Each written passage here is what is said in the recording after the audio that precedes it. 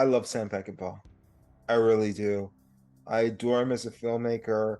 I would say my top favorite filmmakers would probably be Stanley Kubrick, because I think he has one of the most flawless bodies of work.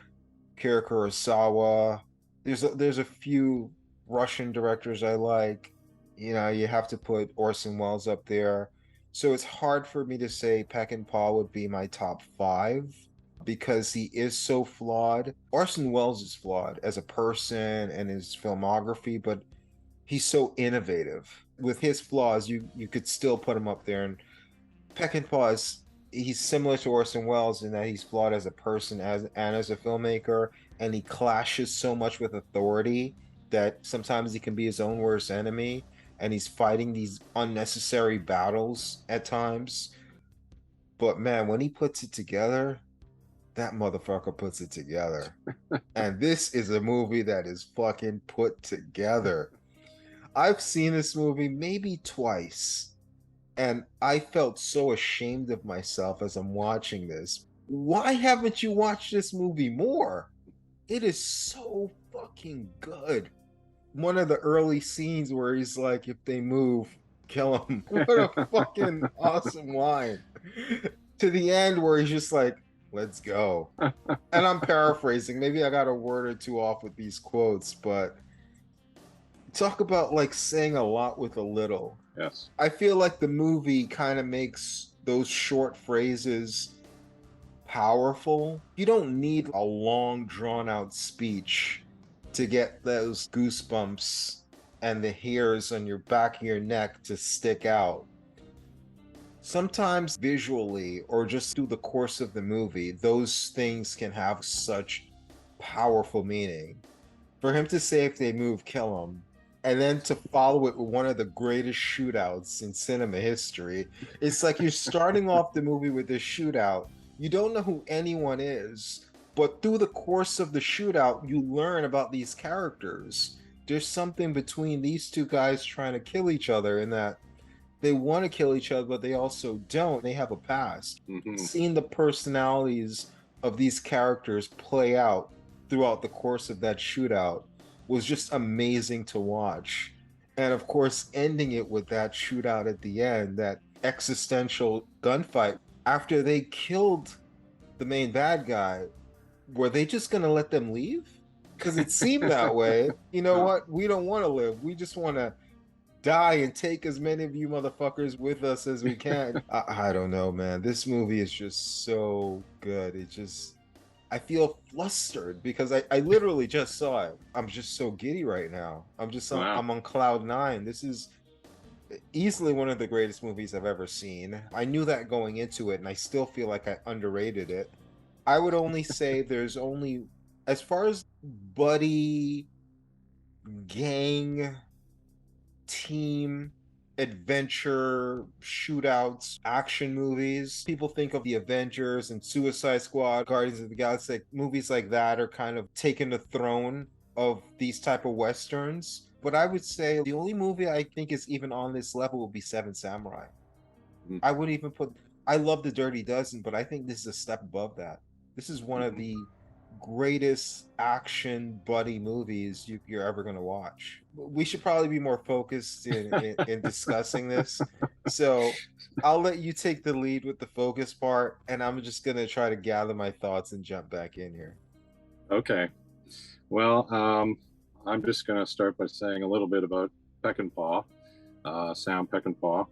He kind of started out writing a lot of Western scripts for TV, a lot of TV shows, TV Westerns. And he actually wrote a script for, I believe it was Gunsmoke, and they rejected it. So he wound up selling it to Zane Grey Theater, I believe.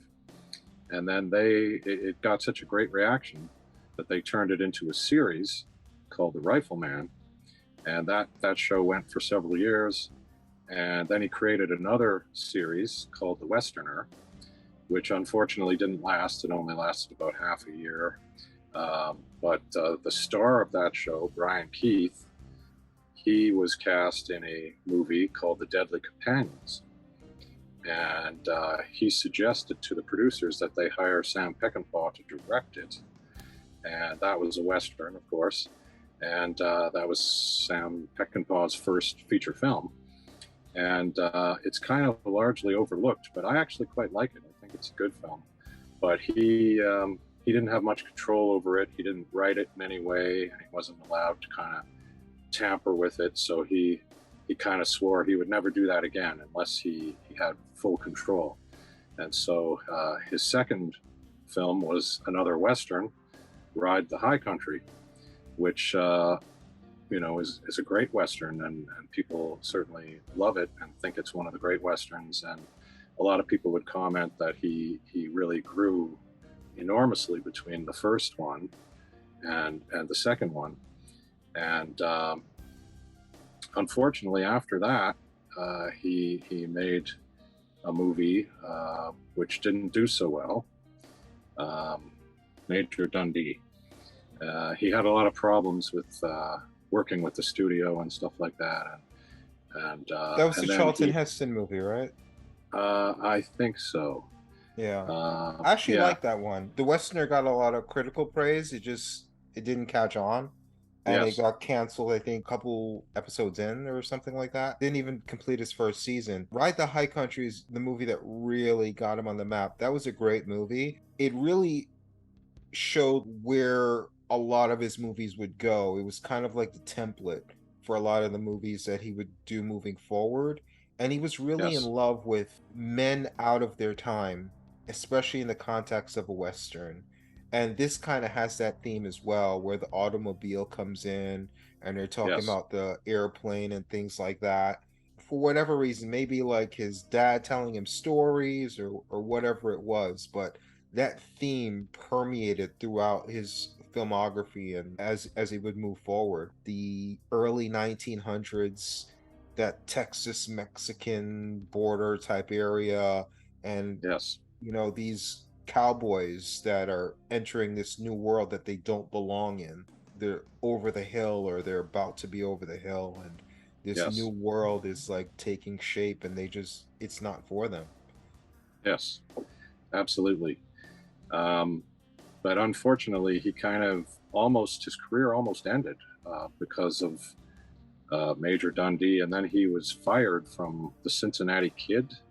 He was supposed to direct that movie, and he got fired, and so it was looking like not too good for him. But then he did a TV movie called Noon Wine, which I've never seen, but it was critically acclaimed, and he was nominated for awards. And I think that's what kind of gave him the opportunity to make another feature film. And that film was, of course, The Wild Bunch. And so thankfully, he did get to do that.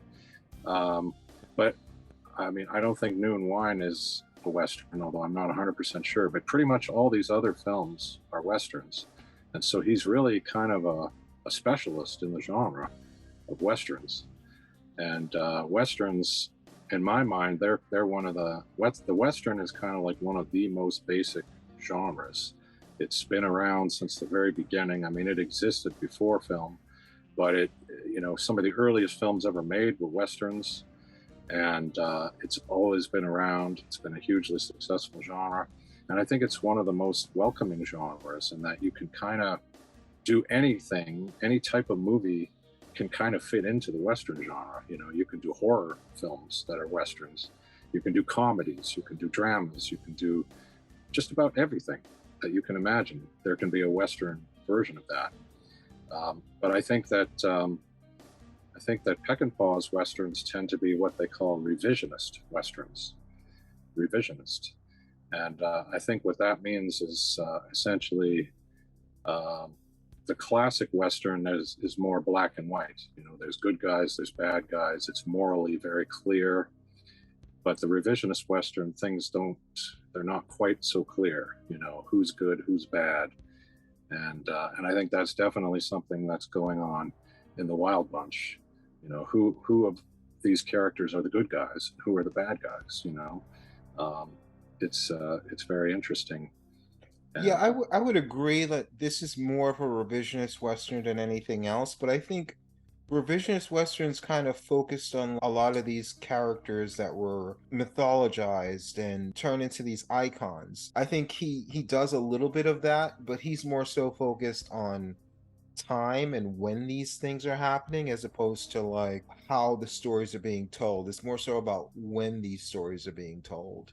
And it's about not the men, it's about the environment around the men changing. These men stay the same, but when the environment around you changes, then you can be the exact same person, but you're perceived completely different. How do you react to that? I agree, like it's definitely in that category, but I think within that category, you almost have a subcategory of what he focuses on. Ride the High Country was like more of an independent film that got him on the map. This guy's pretty good. Let's give him a budget. And then Major Mm-hmm. Dundee was like, they gave him a budget. I'm not the biggest fan in the world of Charlton Heston. I like him more ironically because he overacts so fucking much. He really chews up the scenery, but he is really good to his directors. Mm-hmm. He did the Orson Welles film where he played a Mexican, A Touch of Evil, and he Yes. really went to bat for Orson Welles. And he did that even more so with Major Dundee. I think he waived his salary because they were mad at Peckinpah for going over budget. The way the story goes is he told his agent, don't worry about it. They're never going to take my money. And then they took his money. Wow. He's like, listen, you could take my salary. Like, I really believe in this director. And he had no, as legend goes, he didn't think there was any way they would touch his salary, and they took his salary. I liked it. I remember I only saw it once, but I remember enjoying it a lot. But it was a major flop, and it was his first big budget movie. And I think that this was his next big opportunity, The Wild Bunch. And Mm-hmm. he'd gone, I think, 3 years without directing any film at all before he got The Wild Bunch. It's a director for hire in a way. It's an odd way to start off with an auteur director that basically got his way with almost everything. This is like 100% the Peckinpah movie. And usually, Oh yeah. like, if it becomes your movie, it's because it's your script. They desperately want you, and it's your project from jump. This wasn't his project from jump. It was just serendipity. It was just the perfect script for this director, and he took a great script and elevated it. Take nothing away from the producer and the writer that started this project and brought him on board. He really elevated something that was already good and turned it into an all-time classic. This movie is great from beginning to end, be it the dialogue, which at times is sparse in a good way, the storytelling. There's not a huge amount to the story, and that's where I think the flashbacks really help in bringing context, who these guys are, why they are the way they are, because a lot of what we're watching in real time, they're not very good characters. They're not very good people. These are despicable people. These are terrible Mm-hmm. people. And I think a couple podcasts ago, I talked about the husband and wife duo, the Warrens. Yes. And Yes. I talked about like how they're despicable people in real life, and I didn't really like the depiction of them being looked at as heroes. But I think what Peckinpah did with this film is he's like in westerns typically you get these you'll get a group like the Wild Bunch, right? And they may start off like wild and crazy, but it's almost like the hooker with the heart of gold. They're like bandits with a heart of gold. When you think about what they did in this movie, you think about the end of it, right? What did they do? Mm-hmm. They gave a bunch of guns to some rebels that are trying to save their village, Mm-hmm. and they killed this terrible like dictator type bad guy, and they died going out on their swords. They Mm-hmm. took as many of these terrible soldiers that have been terrorizing this town down as much of them as they could. The story's told at the end. These guys are heroes, but we know we're watching the movie. They're fucking scumbags. They're terrible Yeah. people. But he crafted this in such a way that made you love them. You love these Mm-hmm. characters. But if he would have told this story, if you would have just heard the ending that I just explained, you'd think, it's kind of a sappy, typical story. But he took something that has a very typical ending, and when a very atypical way of getting to that end. And he made you love terrible people. But honestly, like I love these guys at the end, but the Hmm. journey there, it's like, man, these guys are fucking douchebags, shitbags, like terrible motherfuckers. Yeah. Well, this is kind of what I was saying with the revisionist Western thing. It's like these guys aren't black and white. They're not heroes. They're not villains. I mean, Oh, they're you've got, villains. They're well, they're, villains. they're kind of, yeah. As I say that, yes, so they're kind of villains, but The one of movie starts off, they throw the bank teller out the bank so he could get riddled with bullets because they thought he was a bandit, you know? One of the main protagonists, Ernest Borgnine, I think it was him that grabbed the woman as like shelter as he was yeah, like in the middle of a shootout. These guys yeah. are terrible fucking people, man. Oh yeah, for sure, for sure. And it's like a reversal too, because it's a brilliant, brilliant opening sequence. It's the credit sequence of this movie, and I have to say that I find a lot of modern movies, they don't really have a credit sequence the way this movie does. A lot of modern movies, they just sort of do credits over top of some fancy design, and they're not really telling any story. And I suspect they're farming it out to some other company and saying, make our credits for us. But they're just kind of a waste of time. But here you're actually seeing the story unfold, you're hearing dialogue, you're getting to know these people. But what's great is that they're dressed as soldiers, right? They ride into town dressed like soldiers, and they behave in a pretty good way. They salute people, they're polite, and you think, oh, these are good guys, right? Until they wind up in the payroll office of the railroad, and it's a robbery, and it turns out that they're bad guys. And you're right that they do some terrible things, right? And they're very self-interested, right? They want to protect themselves at all costs. They want to get the money at all costs. They're not heroes, definitely not. Um, but and that line that you mentioned there, if anyone moves, kill them, or whatever the line is, that's kind of where the credits end. Like it's the perfect kind of punchline to that opening sequence. He says the line, and I think it says directed by Sam Peckinpah, and that's the end of the credits. And it kind of puts the little punchline on that whole opening sequence, and I think it's brilliant. Um, but that then the gunfight, when you talked about that gunfight, and how you do learn about the characters through that gunfight, it's also like just an amazing scene. And sometimes you hear, when you make a movie, they'll give you this piece of advice that you should put your second best scene first, and then your best scene at the end. And I don't know that Sam Peckinpah would have been thinking in those terms. I'm not sure that anybody had ever said that before this movie was made. But this scene is so good. When you're watching it, you're kind of thinking, well, how can there ever be a better scene than this? Like, how's it going to top this, right? This is such a crazy, amazing gunfight, and there's so much going on there, right?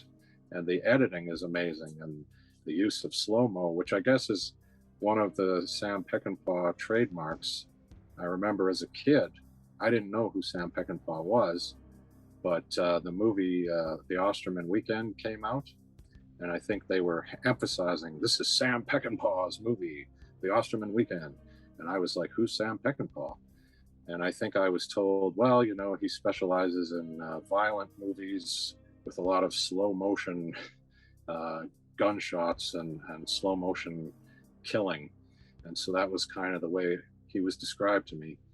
And I guess it's partly because of this, because there's a lot of slow motion, and it's very effective, right? It's a very, very effective sequence. Um, I'm not sure why I started talking about this exactly, but it's a great, great opening sequence. And yeah, you're right. They're terrible. And I mean, one of the things I was going to say about this movie is that there's darkness at every turn. Do you get that feeling? Like every step of the movie, there's darkness. There's something. If it's not the scene itself that's dark, there's something that happens sort of connected to it that's dark. And I mean, right at the beginning of this movie, we see those kids throwing scorpions onto an anthill and watching the scorpions get killed by the ants, and it's just like I found that so incredibly disturbing. Like, what the hell is that? Yeah, Is that I think the story goes it might have been the producer heard that story and he got on the phone and said, "Get me some ants and scorpions right away." You know? yeah, well, I guess it's sort of, I guess you have to read it as almost a metaphor for these characters. You've got the wild bunch, if we can call them that, the outlaws, and then you've got the bounty hunters who are kind of chasing them, and they're being led by one of their former friends, Yeah, Robert let's talk Ryan. about that relationship. That's a great Is relationship with Thornton, Robert Yeah, Ryan, and William Holden, who's great in this, in Pike. So those are two guys that I loved when I used to watch the older films from the 30s, 40s, and 50s. They came in yeah, a lot of really great black and white films. Here they are a little bit older, middle-aged, two great actors and giving great performances. You almost wish they shared the screen a little bit more. Kind of hmm reminds me a little bit of De Niro and Pacino. They're in Heat and they're in The Godfather yes, Part 2, and they're giving these great performances. You almost wish they were on screen more. But the dynamic between those two told in the flashbacks. In the yeah, beginning gunfight scene, it's played out in a way it's like, man, there is something between those two. The flashbacks makes it so much more tragic because here you have this guy, William Holden. He's kind of aged and grizzled, and he has these codes that he goes by, and you hear him going by these codes and yelling at his men, and then you in the flashbacks you see he kind of contradicts all of that, but to really contradict it he would have to go by those codes and then break them. But you almost see why he's going by those codes is because he did the opposite. You almost have to learn the hard way. No, you don't do this because you'll end up where I am now. You mm, don't turn on your friends. You don't walk away. You don't do all of these things that I did. You realize that he did in the flashbacks. And it's really tragic because honestly, Robert Ryan, Thornton character, should have been the leader of the Wild Bunch. He was the one that was like, hey, let's get our shit together and get out of here, you know? In another world, you'd love to see a movie where they're like co-leading the Wild Bunch going on these crazy adventures, but you have them going against each other. I think that storytelling, the way they told that story between those two and their yeah, performances were really, really good. yeah, for sure. And I mean, part of it for me is, if we look at it as this, the ants and the scorpions, right? Who are the ants and who are the scorpions here? I'm not sure, but you've got, a former outlaw who's kind of leading these bounty hunters, and you've got the outlaws. And which one of those two groups is the better? Which one of those two groups is more admirable? I mean, the bounty hunters seem like a bunch of idiots. Is neither is can I go with option C, neither? Yeah, yeah, yeah. Well, I think that's exactly right. I think they're both kind of, neither one of them are the good guys, and neither one of them are the bad guys. They're kind of, So there's one thing that it's always taught. If you want to make a character that's not likable to the audience, make them really good at what they do. mhm. And I think that's what draws you into the Wild Bunch before they have their redemption at the end, is that they are terrible people. They have no redeeming values as far as who they are as people, but they're really good at what they do to an extent. You're drawn to them because you're seeing them pull off these wild things and getting away with it. And even Robert Ryan's character, he was like, I wish I was with them instead of you. Yeah, Even though he's out that's to right. kill them, he's like, That's I right. mean, I wish I was with, these the bunch instead of these, bandits. I loved all the Wild Bunch too. Like I think all four characters were great, even though like Hmm. Warren Oates and Ben Johnson didn't get as much character development. I thought Warren Oates was great. In a movie bleak like this, you need some kind of comedy relief occasionally. And you Yeah. watch like these Marvel movies where they have these tension scenes and it's supposed to be this tragic scene, then someone quips a joke and it's like, what? Like, what am I watching? Like, tonally, how are you making that fit there? I think the humor with the Warren Oates character was blended in so well. It was genuinely funny. It broke the levity to a certain extent, but it didn't break the fourth wall. It kept you in the movie while Yeah, still adding levity. for sure. Yeah, absolutely. One of the other things where the darkness really enters for me right off the top is that they leave a guy behind, right? At the robbery, they leave one of their gang members behind, and they basically say, okay, you stay here and you keep them, keep them under control. You keep watching them. And I Why didn't mean, you they, tell me he was your grandson? yeah, exactly. They find out later he's the grandson of a friend. But yeah, I mean, it's like they must know he's either going to die or he's going to go to jail, right? Like there's no other option for this character. Yes, They're they leaving, fully they're, knew that. they And leave him that's behind. crazy. And that's another great part of the storytelling is that this guy is despicable. He's torturing those people. He's laughing giddily like the Joker. He's Yes. completely psychotic. You're happy that he Yeah. gets. You're happy that he gets.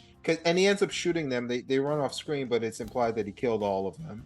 It just as he's about to die, he then guns down these three people that shot him right before he dies. Again, he's good at what he does. In that, even as he's dying, he takes three bandits with him. So you Yeah. kind of like him a little bit because he's good at what he did.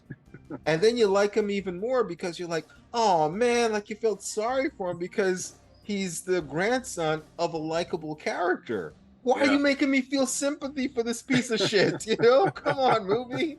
Yeah. Yeah. For sure.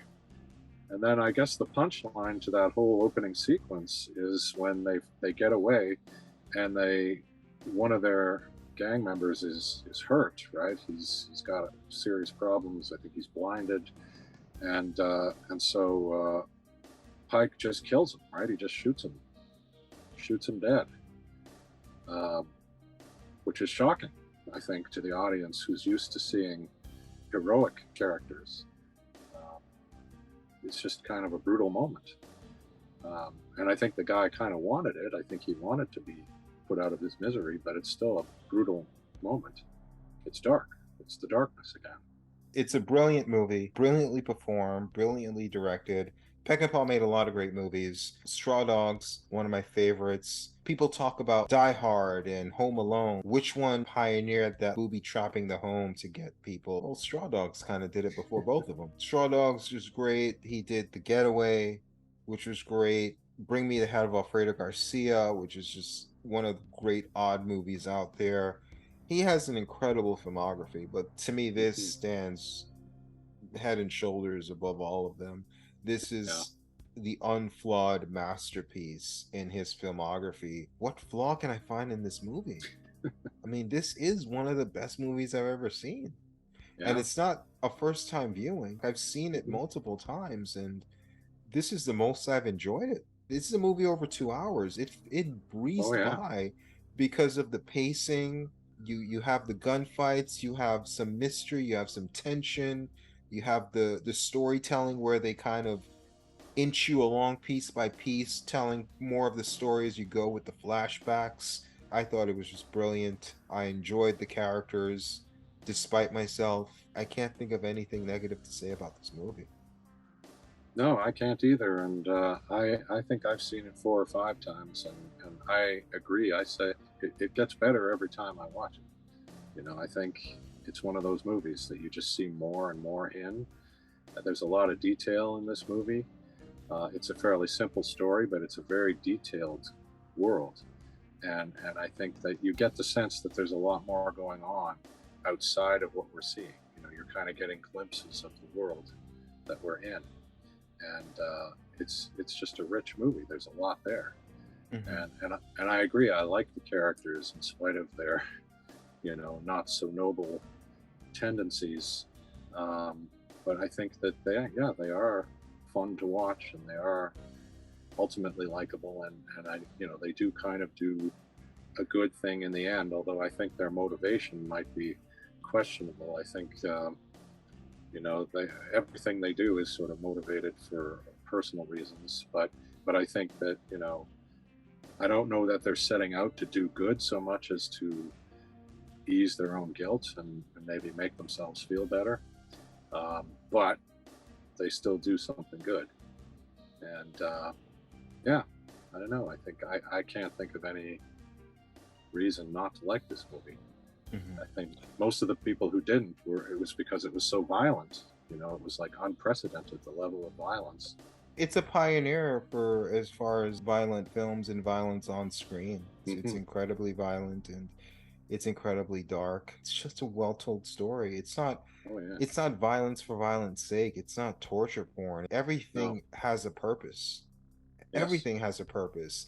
Even the character, like that psychotic character at the beginning of the movie, finding out he's the grandson of one of the main characters, it suddenly added more story to something that you Hmm. thought was just throwaway violence. It's like, no, it paid off at the end. It enriched the story, added Yeah. more layers to what you're watching.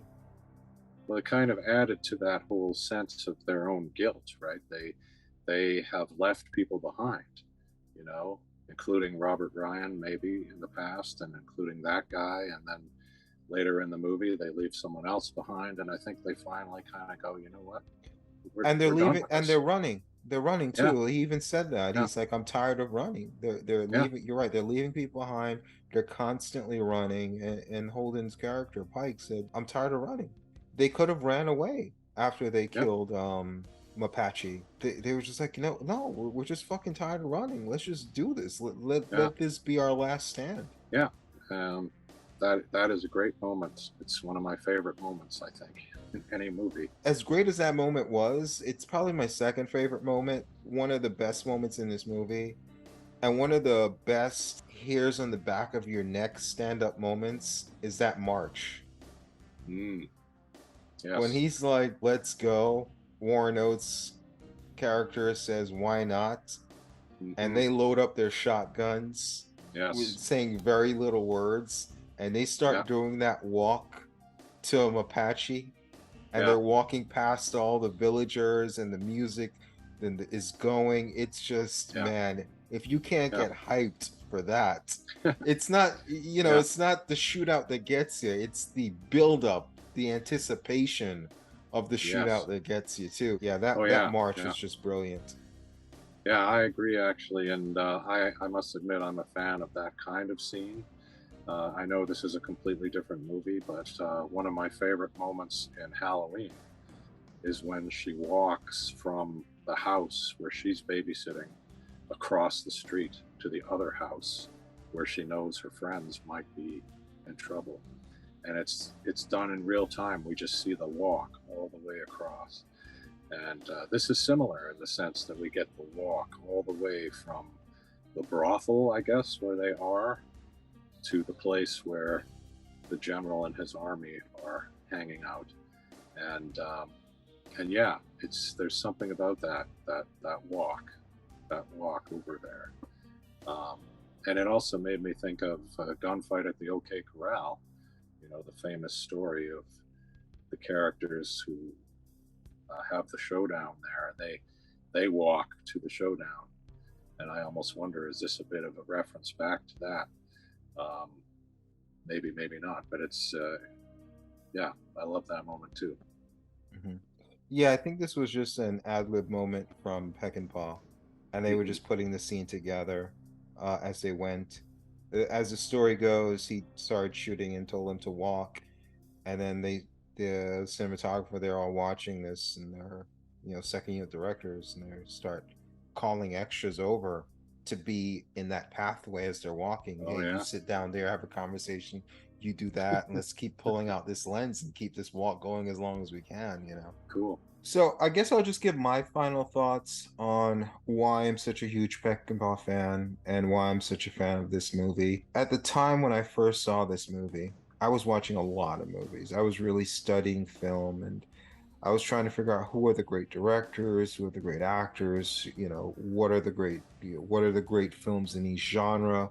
I was really trying to be a student and I was soaking as much things in as I possibly could.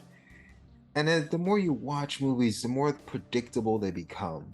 And the more you feel manipulated. Well, I'm supposed to like this person. I'm supposed to not like that person. This is what happens in Act One. This is what happens in Act Two. This is how you should tell a story. And then you come into a filmmaker like Peckinpah. Wait a minute. This isn't how you tell a story. Why is that guy getting away with this? Why am I following? He doesn't look like a movie star. She doesn't look like the lead actress. And they don't look the part. They don't act the part. This is kind of different, but it's interesting. and it's good, and it challenges you. Wait a minute, okay, let's see where he goes with this. And it's not just that he's doing something different, but he's doing something different with a purpose. Oh, well, you're doing that, I'll do this. He has a plan. There's logic to what you're watching. It challenges you, it rewards you. I'm just drawn to him as a filmmaker, and I'm drawn to this film because it's not what you expect. It doesn't disappoint, and it rewards you for going down this journey. And again, when I first saw this, I thought this was just an amazing film. I was shocked that it was done under such a big budget. Usually, unconventional films are like little indie movies. Yeah, they let Peckinpah be Peckinpah. And they only really did it once for a huge budget, kind of like Orson Welles with Citizen Kane. Sometimes you only get away with it once, but sometimes you only need to get away with it once to make an impact. And he certainly did with this film. And I'm a huge fan of his. It's sad that he had such a tragic life. It's sad that, he gave in to alcoholism, and from what I've read, he really gave into cocaine and other drugs, and almost like he wanted to die at a certain point. Died way too young, but he does have a pretty vast filmography, a lot of great films, and I think that this is a great jumping off point for anyone not familiar with his work, whether you like westerns or not. If you like interesting storytelling, if you're tired of seeing the same characters in the same stories, I think this is definitely something that you should check out. It's a great introduction to Peckinpah. Yeah, I can't recommend this anymore. Yeah, absolutely. I agree. This movie was groundbreaking in its day, shocked audiences, shocked critics. I think a lot of the critics didn't like it. Some critics did, like a young Roger Ebert was one who championed this film, who saw what was important about this film. And I think you hit the nail on the head early on when you say it's about kind of the end of the era. It's about the end of the Wild West. I think that's something that Peckinpah was very interested in. I think in a lot of his movies, and I find that very interesting as well. I also like stories about older characters. Why do we always see stories about teenagers these days? I'm sick of that. Let's see older characters. Movies like this are far more interesting to me. And one thing I think is should be mentioned, perhaps, is that the extreme violence in this movie, Peckinpah, apparently his intention was that it would somehow be a catharsis for the audience, and that through watching this extreme violence, they would somehow, not be violent. It would somehow get the violence out of them or something like that. But he kind of admitted later on that, yeah, it didn't work. The audience just kind of liked it, kind of liked watching the violence. So it didn't really work, but it was kind of meant to be, having worked in television so much with all the Westerns there, where they show people getting shot, but there's no blood. It's not particularly ugly. He wanted it to be ugly, and he wanted it to be extreme. And I think it is. This is very effective use of the cutting, the slow motion, the This had the extreme. most cuts for any movie at the time when it was released. Yeah, Um, yeah, just to add on to what you said about the violence, I think the violence in this movie is what made it infamous. mhm, And the violence in Peckinpah's film kind of defined his career because he would have movies like this with extreme violence. There's Straw Dogs, and then he would have movies like Pat Garrett and Billy the Kid and other movies where there'd be no violence at all. And it would they'd be box office flops because it's like, what am I watching? I came here to see the Wild Bunch. What is this? yeah, What is this like love story I'm watching? What is this drama I'm watching? So when yeah, he didn't have the violence, people didn't watch his movies. And yeah, when he did have the violence, people criticized the violence in his movies. So he was defined by it, whether he did it or not. And this movie became popular and infamous because of the violence. But honestly, leaving the violence out of it, because obviously it's not going to have the impact now that it had then.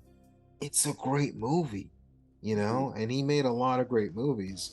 But you're right, the violence didn't come off the way he wanted it. that was a negative as far as like what he was trying to accomplish. And it was also a negative because it hurt his career. When he didn't have the violence, he no one watched. And when he did have Mm-hmm. the violence, he got criticized. Yeah. But in terms of the technical aspects, the use of the slow motion and the different speeds and all that cutting, all the coverage that he shot, that was kind of unheard of at the time, and it's become more standard now. And somebody suggested that in a way it was as influential as Citizen Kane was in its day in terms of how to technically shoot a film. It's kind of Now you're you're not losing me, man. you're Now not you're prepared to losing go me. that far. No, You no, know? no. I think you went a little too far there, buddy. Okay, I let's take a step back. Let's take a step back. little Okay, too far. a lot too far. I love this movie. Let's not compare it to Citizen Kane, please. Well, it wasn't me; it was someone else who made the comparison. But I found that interesting because yeah, I think filmmakers like Tarantino are kind of famous for doing all this insane I'm amount of surprised you bring coverage. up Tarantino. I thought you'd bring up Zack Snyder, the king of slow Well, motion sure, action. yeah, sure, why not? Yeah, but I think prior to this, that was not really the norm. People didn't shoot that kind of coverage, and they didn't. I mean, as you said, it had the most cuts of any film up to that point. So it was technically influential, but aside from that, it is just a great movie. It's a great story, and I think it's emotional. I think it's powerful. I feel something when I watch this. Um, it's I don't get that from a lot of other modern films. You mentioned the Marvel films. I don't really get the same emotional feeling from them as I get from this. So yeah, I think this is definitely a movie that people should see, if they haven't. And it's one of the great movies of all time.